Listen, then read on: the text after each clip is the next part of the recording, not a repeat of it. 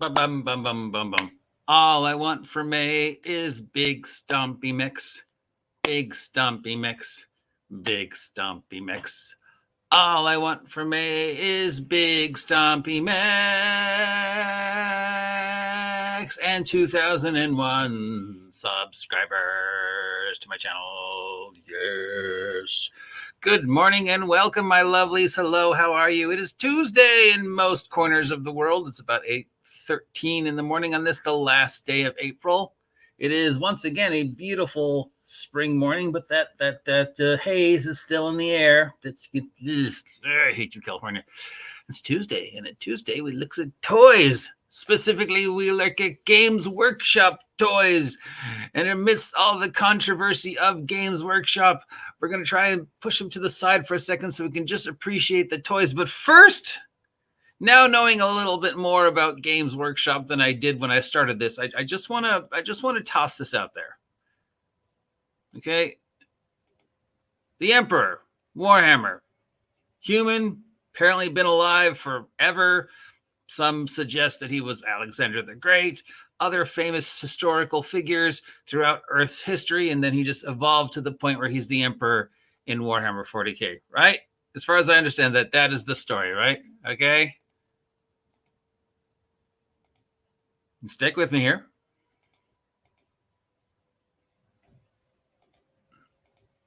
Vandal Savage from DC, one of my favorite DC supervillains. Been alive forever. Some say he was Alexander the Great. Other historical figures know he's alive in the future. Are Vandal Savage and the Warhammer Emperor the same guy?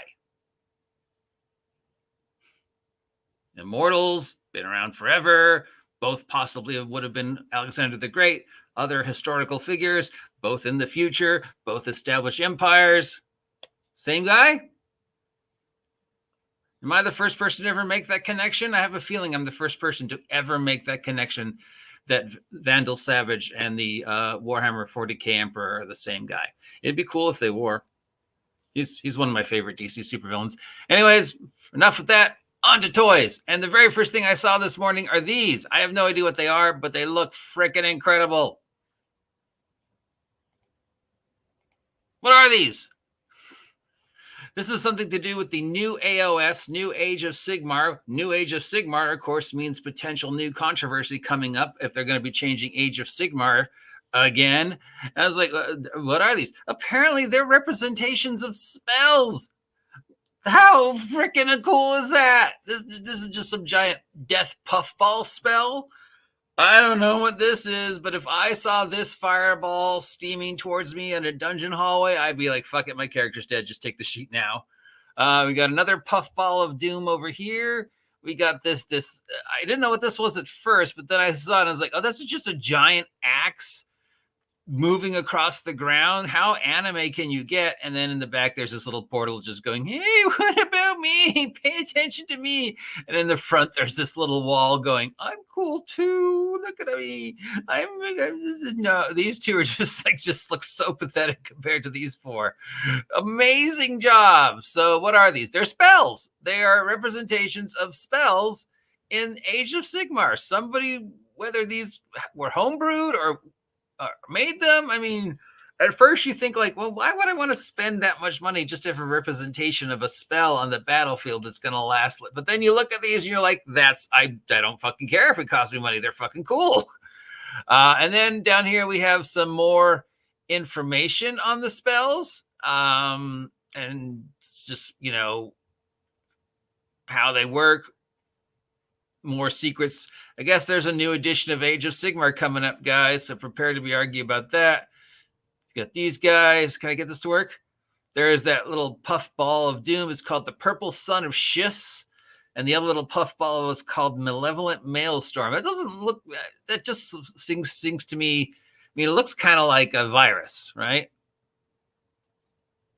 So just like there's some giant puff ball of doom. We got the quick disc. Oh my God. How anime can you get? A Rain of Swords. We got this called. This And then of course we just got the portal. I was like, I'm cool too. And then whatever this thing is, some kind of animated skeleton spell thing. These all just are cool. Yeah, just freaking cool. The coolness factor on these is pretty freaking high. I don't know anything about them other than them being representations of spells on the game. Okay. We've got a DLC for Warhammer 3, the video game. This is called Thrones of Decay. And I guess it features some new units. What is that? Oh my God. Stop looking so fucking cool. It's got to be dwarves, right? Dwarves took a boat and went, well, we could build a tank, or we could just put wheels on the boat. Which would be easier? And then we got some humans charging in. And then we got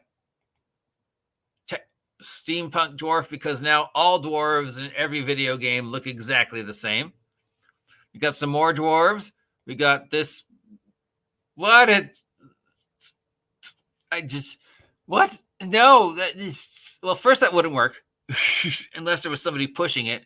But even then, the axes would get stuck and clog up. One skull gets stuck in those chains, and that's it. Yeah, this is awesome. It wouldn't work. It's awesome. Yeah, but I mean, maybe it would work as a trap in a dungeon. No, it wouldn't work as a trap in a dungeon, because again, one of those axes hooks a skull. The skull gets stuck in the chains. The thing's ruined. Yeah, or the axe just gets stuck in the dirt or hits a rock. Yeah, no, I don't see it working. But it's cool. So these are new units, new encounters, new DLC stuff, new areas to explore, new rewards, new, pay-to-play cosmetics. I never got pay-to-play cosmetics. I'm like, what's the point? I can barely see my character anyways on the screen. Why would I need him have a sparkly hat? So if you're bored of Total War Warhammer 3, but, I'm looking for some new Warhammer 3 fun, DLC! And the DLC features new people, new vehicles, and whatever this is. Got some more stuff for Warhammer Age of Sigmar. So I guess we are expecting a new Warhammer Age of Sigmar, which we know will just lead to more controversy about changes. I can't even imagine what stupid thing they're going to change in Age of Sigmar based upon the recent Adeptus Custodios stupidity. But it looks like we're getting some new changes to units. I thought we were focusing on Warhammer the Old World this year. I mean, it's Age of Sigmar is still fantasy, yes. So these are still figures we could also use for D&D or other fantasy type games. But remember at the beginning of the year when they were like, yes, 2024 is going to be Warhammer the Old World. We're going to bring fantasy back. We're going to revisit the old stuff.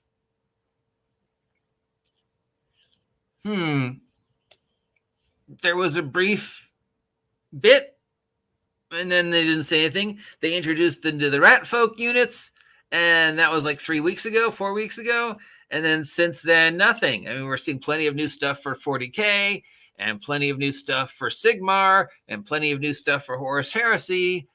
Where's my Old World? Or is it just you figure, well, we've got 3 units, and all of them look pretty cool. We don't really need any more. But if you're an Age of Sigmar person and want to run Lawful Good Angels, looks like that's a unit that's getting a resurgence.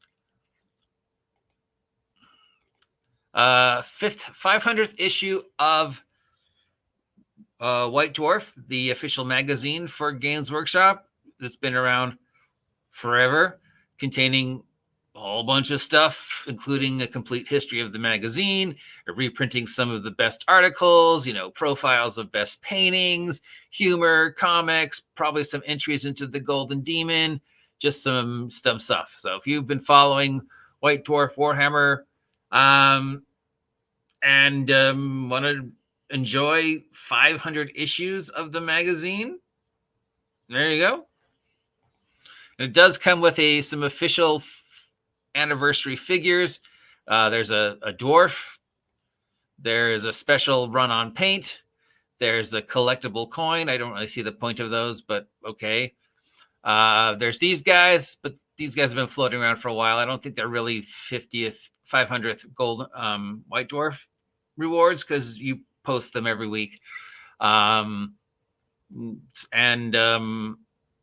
These dudes. There's also a dwarf. I thought there was a dwarf. We got some human warriors. Always use some more human warriors dudes. This guy's got a ridiculous thing on his helmet. Historically correct, but still ridiculous. Yeah, so cool. And then that looks like it. That's it. We got more celebrating 500th issue of Wardrife coming up next week. There's the figure. There he is. That's the white dwarf figure that you're getting for the 500th issue special dude looking all dwarfy awesome. Oh, for somebody who actually, wants to place the time, there's a merch box.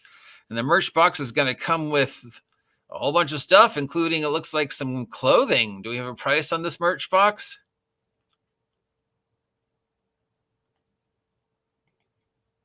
It's all $180 for a hoodie, a t-shirt, some artwork, a notebook. It's a little ridiculous, but it's not Wizards of the Coast ridiculous. I mean, $180 for 2 pieces of clothing, plus the notebook, plus the artwork. That's reasonable. That's reasonable. If I was a Warhammer guy and wanted some new clothing, I'd wear it. But I'm still holding out for the 50th anniversary D&D clothing, or lack thereof. And then more Warhammer 40k stuff with some more of these, ever classic steampunk tanks. More steampunk tanks. The steampunk tell a word. Somebody said it was the other day. I don't think it still is, but I guess it still is. Even more tanks. Opposite sides of the fence tanks. Some dudes on motorcycles. Some generic spaceships. A little landing pod. And orcs and goblins made to order. What is this? This is the some new stuff coming out for Warhammer the Old World. We got Orc on Dragon. He looks awesome. We got some dude in armor. Dwarf, orc, I don't know. We got this giant. He looks pretty cool. Got these vaguely Jim Henson looking goblin trolls. Some more of them. Some classic orcs. And back to the Orc Commander and the Wyvern. Yeah. Hey, look, they're making stuff for Middle Earth. Just to remind you that they still have that product line out. Got another new skirmish game coming out. If you want to get into the amazing world of Warhammer, but don't want to dive in too deep until you know more about it, these little skirmish games, miniature games, are the best way to do it. And then some more books from the never-ending Black Library. Has anybody ever actually just added up how many of these there are? I mean, pound for pound, I think there's more of them than there are Star Wars books. It seems like there's a new book for the Black Library every week. And I mean, 3 or 4 new books for the Black Library every week. They just keep putting stuff out. I don't know if any of them are ever good, but they keep putting stuff out. I would hate to be the person who wants to have the complete collection of the Black Library books because there's just so many.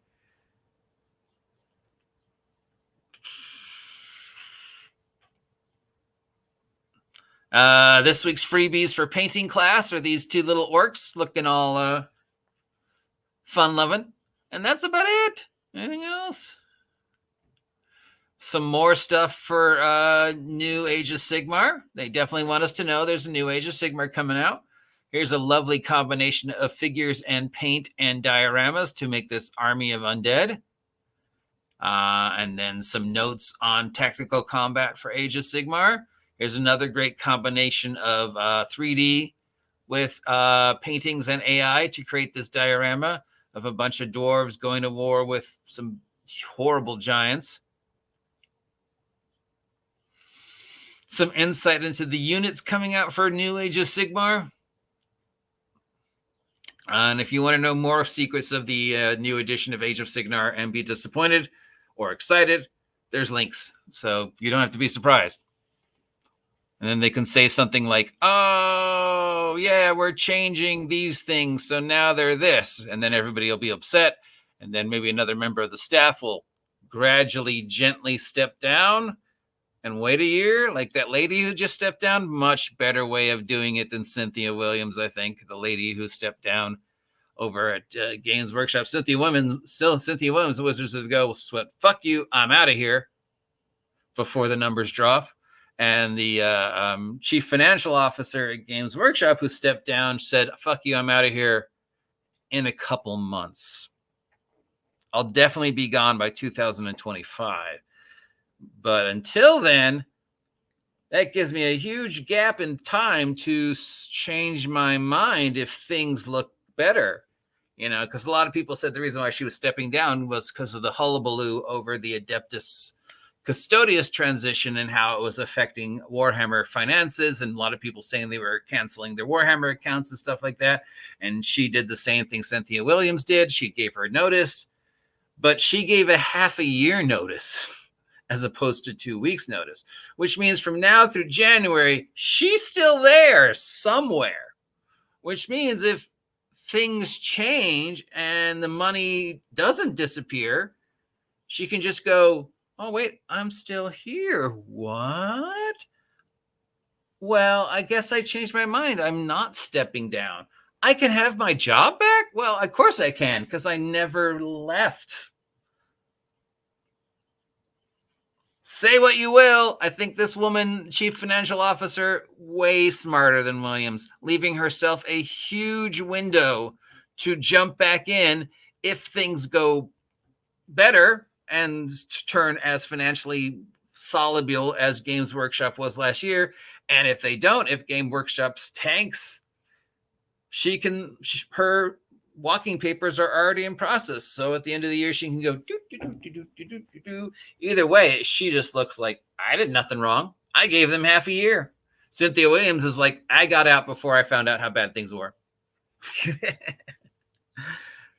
That's it for the Games Workshop Stompy Mech News. If you appreciate this content, let me know. If you don't want to ever hear me talk about Games Workshop ever again, let me know. Please take a moment to like, share, and subscribe. Help me hit 2,000 subs by August 4th. Until then, have a great day. I will talk to you later. Get off my land.